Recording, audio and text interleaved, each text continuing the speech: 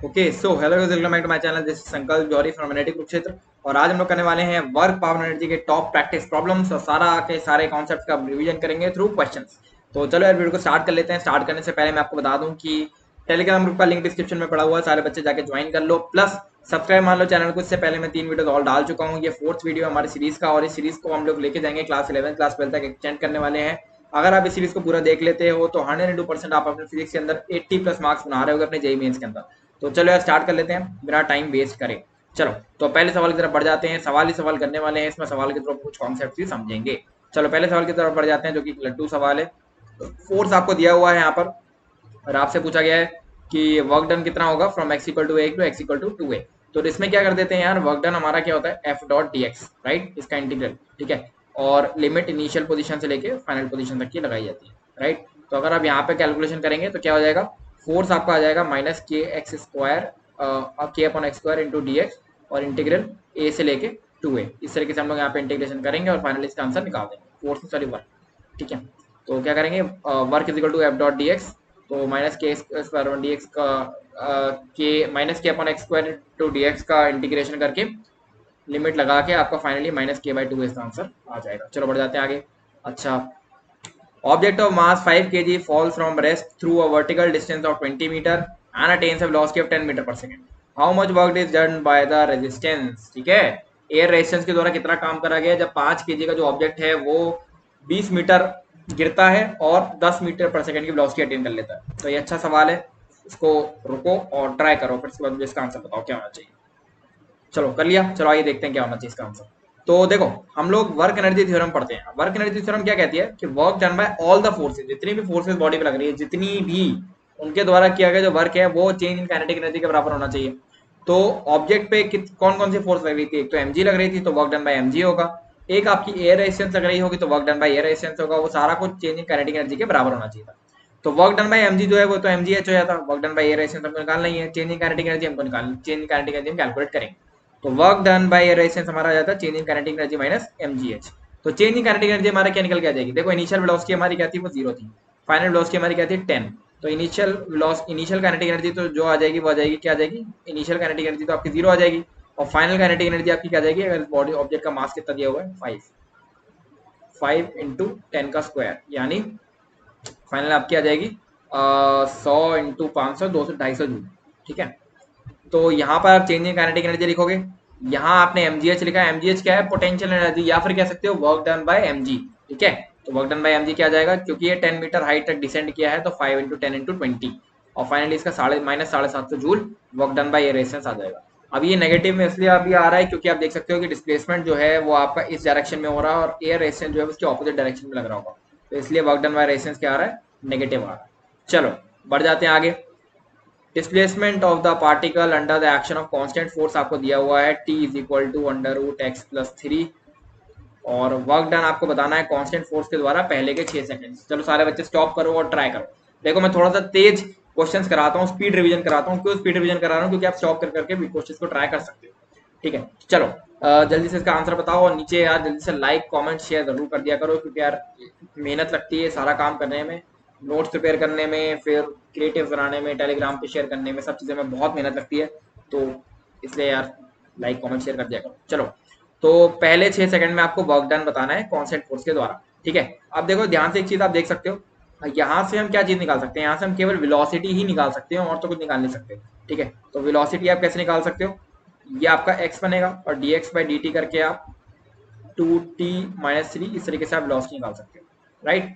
अच्छा, वेलोसिटी हमने निकाल ली, तो work done by constant force कितना होगा पहले के 6 सेकंड में, ठीक है। अच्छा, यहाँ पर भी हमें वेलोसिटी दिख रही है, वेलोसिटी का मतलब क्या हो गया, क्या हम वर्क एनर्जी थ्योरम लगा सकते हैं, work done by constant force और तो कोई फोर्स है नहीं, is equal to change in kinetic energy, ठीक है। अच्छा, वेलोसिटी एट 0 सेकंड क्या हो जाएगा, 2t-3 होता है, तो यहाँ पर t की जगह आप 0 लगा दो, तो यह क्या आ जाएगा आपका -6 मीटर पर सेकंड, और वेलोसिटी एट 6 सेकंड आपका क्या आ जाएगा, 2 6 -3 यानी 6 मीटर पर सेकंड, राइट। तो -6 आ जाएगा 2 सेकंड पे और 6 सेकंड पे आ जाएगा 6 मीटर पर सेकंड, ठीक है। अच्छा, चेंज इन काइनेटिक एनर्जी आप निकालोगे 0 से लेकर 6 के बीच में, तो क्या आ जाएगी, हाफ m इंटू 6 का स्क्वायर, ये तो फाइनल वेलोसिटी थी, और ये क्या थी आपकी इनिशियल वेलोसिटी थी, ठीक है। दोनों का स्क्वायर करोगे तो 0 आ जाएगी, तो work done by constant force जो है वो चेंज इन काइनेटिक एनर्जी के बराबर होता है, but change in kinetic energy क्या है वो जीरो है, तो इसका मतलब क्या हो जाएगा, work done by force in first 6 second से आ जाएगा वो आपका क्या आ जाएगा, जीरो आ जाएगा। ठीक है, आई होप ये चीज समझ में आई होगी। चलो बढ़ जाते हैं आगे अगले का सवाल की तरफ।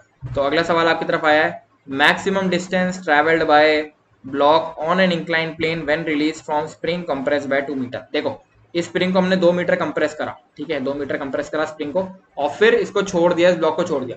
अब ये ब्लॉक यहाँ गया होगा, यहाँ गया होगा, इस वेज के ऊपर चढ़ा होगा, तो ये कितने हाइट तक वेज के ऊपर चढ़ा वो लेंथ हमको निकालनी है। फ्रिक्शन हम यहाँ पर कंसिडर नहीं कर रहे हैं। चलो सारे बच्चे इसको सॉल्व करो और इसका आंसर मेरे को फटाफट से बताओ क्या आना चाहिए। ठीक है, स्टॉप करो और सॉल्व करो, साथ में लाइक भी कर दो यार, वीडियो को लाइक कर दिया करो। ठीक है, ये सवाल आपके लिए ढूंढ के लाने में मेहनत लगती है, कराने में मेहनत लगती है, और मेरे कॉलेज के एग्जाम चल रहे हैं सेमेस्टर, स्टिल मैं आपको पढ़ा रहा हूँ। ठीक है, फेल होने वाला हूँ मत में। चलो हाँ, तो किस हाइट तक ये डिसेंड करेगा, सपोज मैंने कह दिया कुछ डी हाइट तक ये चढ़ने वाला है, कुछ डी हाइट तक ये चढ़ने वाला है। ठीक है, चलो तो वो डी हमको निकालना है।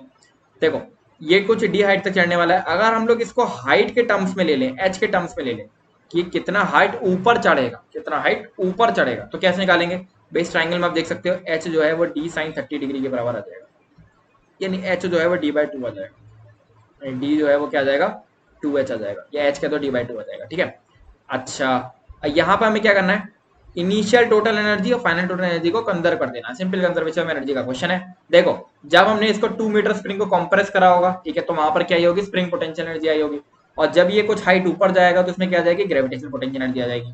इसके अलावा तो कुछ और आने वाला है नहीं। ठीक है, तो हाफ के एक्स स्क्वायर को एम जी एच के बराबर रख दो। ठीक है, तो एच जो है वो आपका अभी हमने कैलकुलेट करा डी बाई टू है, और एक्स जो है आपका 2 है, के हमने पता ही है, एम पता ही है, जी पता ही है, सब कुछ आपको पता ही है। यहाँ रख के कैलकुलेशन रख के आपका फाइनली डी क्या आ जाएगा, 2 मीटर आ जाएगा। आई होप भी सवाल सबके समझ में आया होगा। ठीक है, चलो सिंपल कंजर्वेशन ऑफ एनर्जी कुछ भी खास नहीं था। बढ़ जाते हैं आगे। तो ये हमारे पास एक अरेंजमेंट है जहां पर एम ए मास आपको जो है वो एम दिया हुआ है, और एम बी मास जो है वो आपको क्या दिया हुआ है, वो आपको 2m दिया हुआ है। ठीक है, तो ये ए ब्लॉक है, बी ब्लॉक है, ये आपका इसका जो एक्सटेंशन ऑब्वियसली के होगा, और मैक्सिमम एक्सटेंशन आपको स्प्रिंग का बताना है क्या होना चाहिए। चलो बताओ सारे बच्चे क्या होना चाहिए। ठीक, स्प्रिंग का मैक्सिमम एक्सटेंशन आपको बताना है कि ये जो स्प्रिंग है ना इसका मैक्सिमम एक्सटेंशन क्या होगा। चलो देख लेते क्या होता है। देखो for maximum extension in spring, ध्यान रखना, हमेशा ध्यान रखना, हमेशा ध्यान रखना, मैक्सिमम एक्सटेंशन इन स्प्रिंग जो है वो उस टाइम क्या होगा, उस टाइम क्या होगा, उसके लिए आपको करना क्या। देखो एक चीज आप याद रखो, जब भी मैक्सिमम एक्सटेंशन ऑफ स्प्रिंग होता है ना, उस समय वेलोसिटी जो है वो ऑब्जेक्ट की क्या हो जाती है, जीरो हो जाती है, वेलोसिटी क्या होती है, रुक जाती है। ठीक है, तो आप कभी भी ये नहीं कह सकते कि K X is equal to M G करके आप एक्स जो है वो एम जी बाई के कह दो, ये मैक्सिमम एक्सटेंशन हो गया। ये इसलिए नहीं कर सकते क्योंकि ये काम तो मीन पोजीशन पे होता है। अगर आप सिंपल ऑसिलेशन कंसीडर करोगे स्प्रिंग का, तो ये वाला काम तो कहां पर होता है, मीन पोजीशन पे। मीन पोजीशन क्या चीज होती है, जो बीच की पोजीशन होती है, और वहां पर वेलोसिटी क्या होती है, मैक्सिमम होती है। बट जब आपका एक्सटेंशन मैक्सिमम होगा स्प्रिंग का, उस समय वेलोसिटी जीरो होनी चाहिए। ठीक है, तो ये काम हम यहाँ पर नहीं कर सकते। तो क्या कर सकते हैं भैया, देखो क्या करेंगे, हम यहाँ पर एनर्जी कंजर्व करेंगे। तो decrease in gravitational potential energy और increase in spring potential energy, ये लगाते हैं हम इक्वेशन, रट लो इसे या बिल्कुल दिमाग में बिठा लो। बच्चे बार बार गलती करते हैं कि एक्स इक्वल टू एमजी लिख के एक्स एमजी बाय के लिख देते हैं, ऑप्शन में भी दिया होता है, बट ये नहीं करना है। ठीक है, चलो तो ग्रेविटेशनल पोटेंशियल एनर्जी में डिक्रीज, यानी देखो जितना ये ब्लॉक नीचे आया होगा, देखो अब ध्यान से देखो, अगर ये ब्लॉक मान लो कुछ एक्स डिस्टेंस नीचे आया होगा, तो ये स्प्रिंग भी कुछ एक्स डिस्टेंस ही बड़ी होगी, है ना। तो हमने कहा ये ब्लॉक कुछ M G X M distance नीचे आया, यानी मैक्सिमम जितना नीचे आ सकता था उतना नीचे आया। ठीक है, और इसका मास 2m दिया हुआ है, तो 2 mg xm इसका ग्रेविटेशनल पोटेंशियल एनर्जी हो गया। उसको हाफ के एक्सएम स्क्वायर के बराबर आपको रख देना है, तो हाफ के एक्सएम स्क्वायर के आपने बराबर रख दिया, तो एक्सएम जो आपका आ गया वो निकल के क्या आ गया, 4mg बाय के। इस तरीके से कैलकुलेशन आपको करनी है। तो ये चीज समझ में आई होगी। क्या करा मैंने, ग्रेविटेशनल पोटेंशियल एनर्जी को स्प्रिंग पोटेंशियल एनर्जी के इक्वल कर दिया, और ये ग्रेविटेशनल पोटेंशियल एनर्जी लिखी है हमने, ये स्प्रिंग पोटेंशियल एनर्जी लिखी है, और फाइनली हमने इसका आंसर निकाल दिया। चलो यार आगे बढ़ जाते हैं। चलो ये अगले सवाल की तरफ हम लोग बढ़ जाते हैं। अब ये क्या सवाल है भैया, देखो यहाँ पर एक ए ब्लॉक है जो कि 10 मीटर पर सेकंड से चल रहा है, 10 मीटर पर सेकंड चल रहा है, और यहाँ पर ए बी का जो डिस्टेंस है वो 2 मीटर दिया हुआ है, बीसी का जो डिस्टेंस है वो भी आपको 2 मीटर दिया हुआ है। ठीक है, और यहाँ पर जो म्यू है वो 0.2 है, यानी यहाँ पे फ्रिक्शन दिया हुआ है हर जगह। तो आपको स्प्रिंग का मैक्सिमम कंप्रेशन क्या करना है, बता देना है। स्प्रिंग का मैक्सिमम कंप्रेशन क्या होगा। चलो सारे बच्चे इसको रोक के सारे बच्चे इस क्वेश्चन को ट्राई करो। ए बी और बी सी का आपको लेंथ दिया हुआ है, ठीक है, ब्लॉक की वेलोसिटी दी हुई है, साथ में स्प्रिंग कांस्टेंट 10 दिया हुआ है, देख सकते हो फ्रिक्शनल फोर्स भी दी हुई, वो फ्रिक्शन के लिए कोएफिशिएंट ऑफ फ्रिक्शन भी दिया हुआ है, और आपको maximum compression in the spring बताना है। चलो देख लेते हैं क्या होगा। चलो जैसे बोल लेते हैं कि x जो है वो मैक्सिमम कंप्रेशन है स्प्रिंग का, ठीक है, मैक्सिमम कंप्रेशन x है स्प्रिंग का, ठीक है। अच्छा तो देखो ये जो लेंथ हो जाएगी, ये जो लेंथ हो जाएगी वो क्या हो जाएगी, 2 + x हो जाएगी।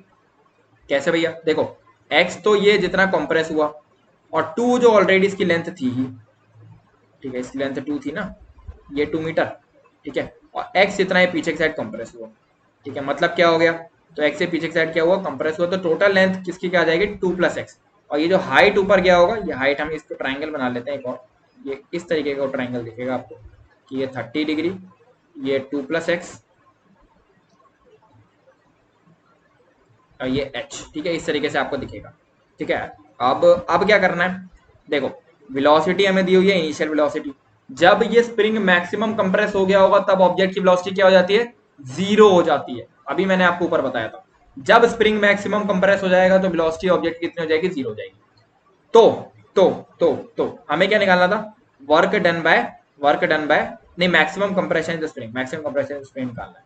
चलो देखो, total energy EI minus EF is equal to work done by friction, work done by friction. अच्छा ये भैया कौन सी इक्वेशन है, देखो आपको एक चीज बताऊं, जो EI है वो total energy initial, total energy final minus is equal to work done by, work done by non conservative force plus work done by friction, work done by, sorry, work done by external force, ये आपका होता है, ये आपका original equation होती है, original conservation energy होती है, ठीक है। अच्छा सॉरी, ओरिजिनल कंजर्वेशन एनर्जी नहीं होती, ओरिजिनल इक्वेशन होती है।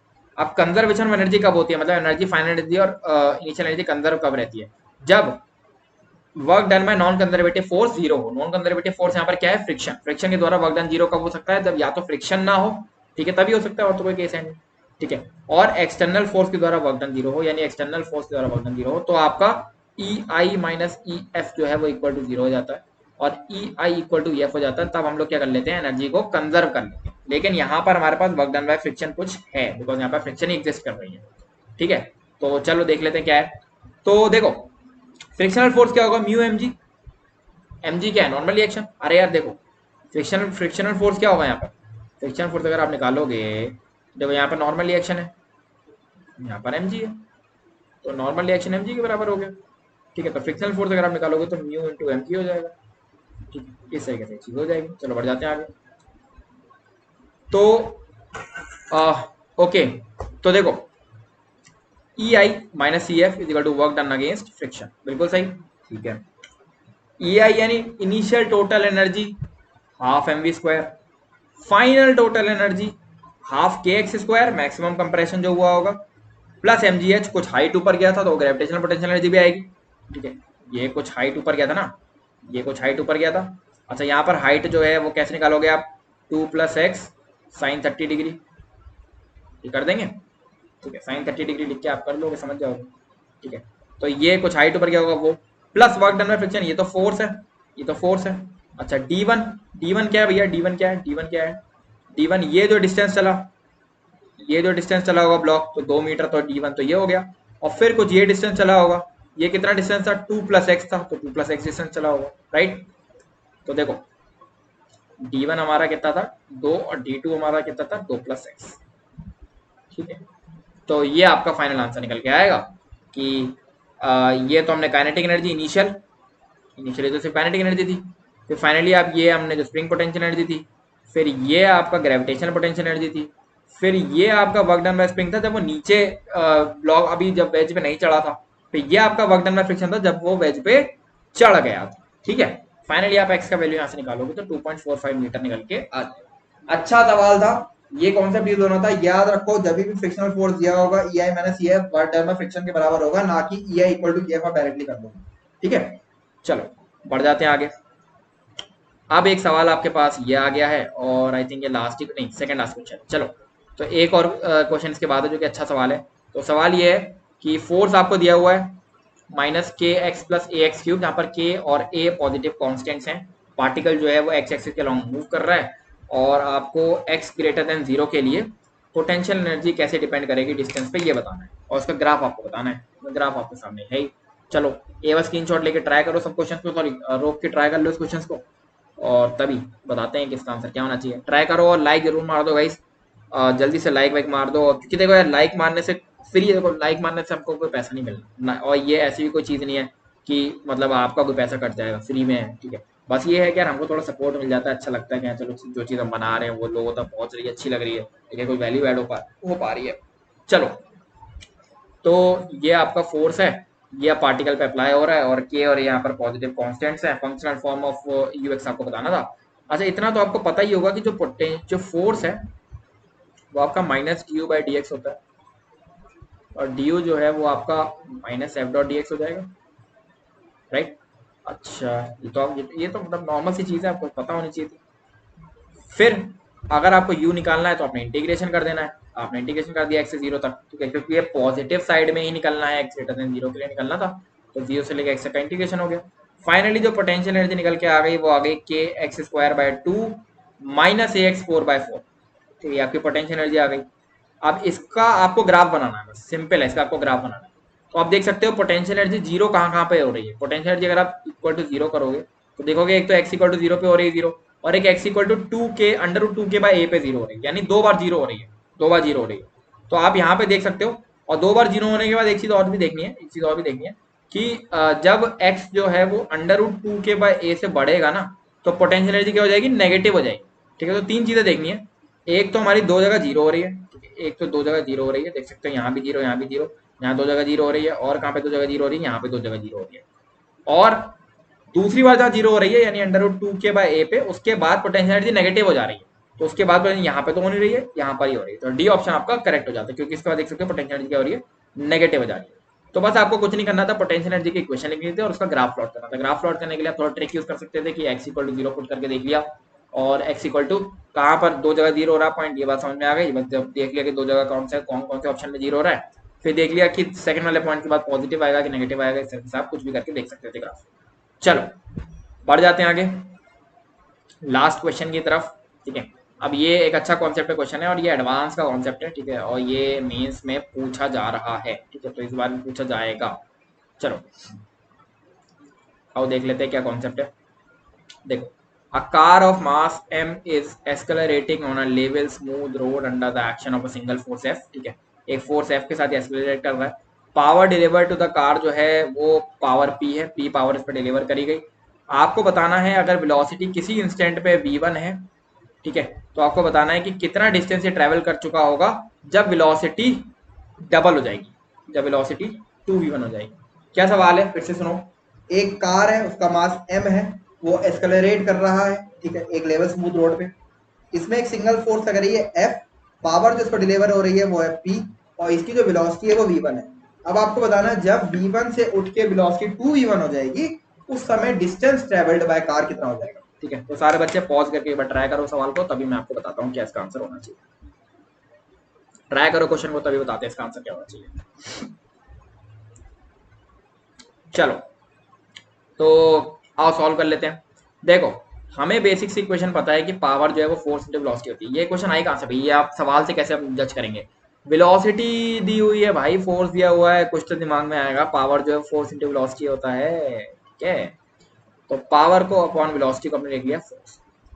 फोर्स क्या होता है हमारा, मास इंटू एक्सेलरेशन। अच्छा एस्केलेशन को वेलोसिटी के टर्म्स में लिख सकते हैं क्या, डीवी बाई डी लिख सकते हैं, हाँ, बट हमको डिस्टेंस भी कंसीडर करना है ना, तो डिस्टेंस और वेलोसिटी के टर्म से क्या लिख सकते हैं, V D we by D S लिख सकते हैं भैया, अभी याद आया हमको, हाँ बिल्कुल सही। तो power upon v is equal to M v D we by D s. तो power m we square d we by D s, तो डी एस भैया इधर ले जाओ, अच्छा भैया लेगा इधर, चलो। तो power into D S is equal to M we square into D V, दोनों साइड इंटीग्रल कर दो। वेलोसिटी पहले v1 थी, फिर वेलोसिटी कितनी हो गई 2v1 हो गई, है ना। क्या चेंज हुआ, v1 थी फिर 2v1 हो गई। जब v1 थी उस समय जीरो डिस्टेंस, ये बाकी हमको कैलकुलेट करनी है जब 2v1 के समय, जब 2v1 के टाइम की डिस्टेंस कैलकुलेट करनी है, सिंपल इंटीग्रेशन, बस इंटीग्रेट करके 7v3/3p निकाल दो। क्या कॉन्सेप्ट यूज हुआ भैया, ये कॉन्सेप्ट आपका छोटा सा यूज हुआ, ये इक्वेशन, ठीक है, ये इक्वेशन यूज हुई। अब पावर अपॉन वेलोसिटी होता है फोर्स, और ये भी फोर्स लिखा है। तो बस ये कॉन्सेप्ट आपका यूज हुआ, इंटीग्रेशन कर आराम से निकाल दिया। जब भी आपको वेलोसिटी, डिस्टेंस, फोर्स, पावर दिखे, ये इक्वेशन लगानी है। जहां भी आपको वेलोसिटी, डिस्टेंस दिखे, हमेशा याद रखो V D we by D S equal to acceleration लिखना है। तुरंत तुरंत 1 सेकंड के अंदर लिख के आंसर निकाल देना है। आई होप चीज समझ में आई होगी। सारे ही कॉन्सेप्ट हमने कवर कर लिए हैं यहाँ पर, ठीक है। और अब आपको केवल क्या करने हैं, प्रीवियस ईयर क्वेश्चंस करने हैं सारे के सारे, 2021 के और 2022 के भी मैं आपको प्रोवाइड कर दूंगा। टेलीग्राम ग्रुप का लिंक आपको मिल जाएगा डिस्क्रिप्शन में, वहां पर। चलो खत्म कर लेते हैं। So bye bye, good night, and this is Sankalp Jauhari signing off.